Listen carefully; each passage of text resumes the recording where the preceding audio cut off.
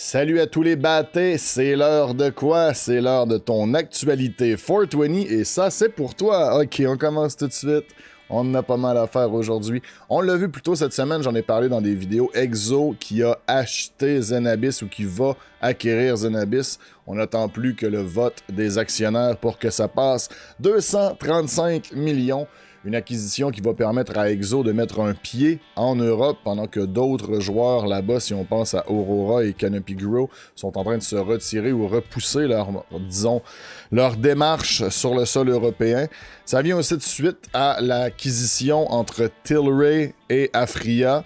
Bref, des gros joueurs qui fusionnent et qui sont en train de devenir de plus en plus gros sur le marché. Si on veut un petit peu plus de détails sur ce que ça va faire pour nous, le consommateur, eh bien, selon cet article du Marijuana Biz Daily, Zenabis pourrait continuer à produire les produits plus premium pendant que les grosses serres de Exo vont être plus utilisées pour les produits de grande quantité et j'ai l'impression que ça sous-entend aussi de moins bonne qualité. Mais bon, on continue. Pendant ce temps, T-God de Green Organic Dutchman à Valleyfield a décidé de vendre ses serres. Vous voyez l'installation ici, j'ai l'impression qu'on a l'usine au bout, on a les serres ici. L'usine reste la propriété de T-God pour faire de la transformation du weed 2.0 qu'on appelle, que ce soit leur petite poudre pour mettre dans les drinks, le Ripple, que ce soit des thés ou que ce soit d'autres produits de ce genre. Tandis que les serres vont être en vente à Valleyfield malgré le fait que c'était un projet prometteur et que les gens de Valleyfield étaient contents.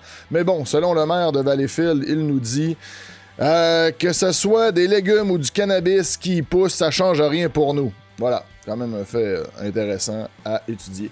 Les études commencent à rentrer maintenant après quelques années de légalisation et une vient de prouver ou de démontrer, si vous préférez, que la légalisation du cannabis n'est pas directement liée à l'augmentation du cannabis en voiture liée à des accidents. Bref, un article assez intéressant. Comme d'habitude, tous les articles mentionnés dans ce 420 News se retrouveront dans la description. Puis n'hésitez pas à les lire, c'était toujours plus intéressant d'en discuter après dans les commentaires si vous avez fait un petit peu de lecture. Le Maroc, c'est quelque chose que je vous avais annoncé, je me trompe pas, en octobre ou en novembre, le Maroc qui commençait à regarder pour la légalisation.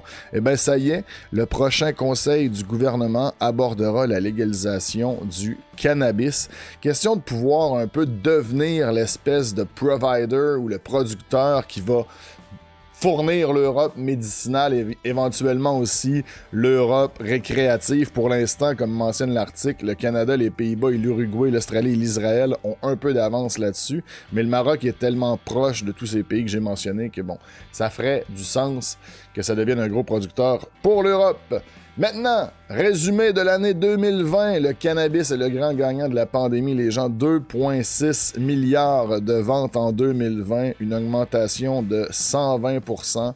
Pour le Québec, on parle de 50 millions, 50,8 millions, presque 51, une augmentation de 13%.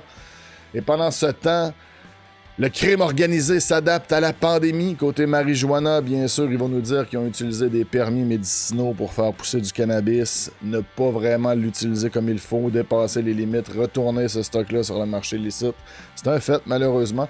Et le crime organisé est aussi impliqué dans l'industrie légale par le truchement de propriétaires, d'employés ou de membres du conseil d'administration d'entreprises légitimes ou de sociétés d'investissement. Quand même intéressant. Côté de nos voisins du Sud, le New Jersey qui vient de légaliser la marijuana, ce qui nous amène à une carte de la légalité de la marijuana qui ressemble à ça.